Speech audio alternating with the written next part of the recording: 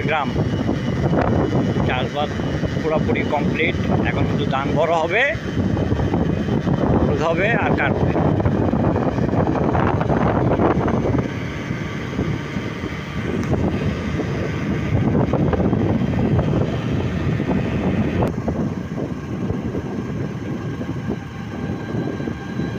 আমি তো আচ্ছা ঠিক আছে।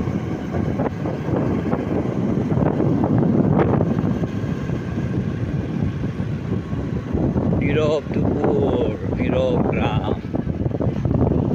এই নদীটার এই কচুরিপানাগুলা গায়েও না শুকায়ও না, নদীটা দেখতে মিষ্টি লাগে। কবে যে কচুরিপানা হয়ে যাবো, এরা এখনো ধান রইতেছে, সবার ধান রোয়া শেষ, এরা এখনো রয়। কি অবস্থা!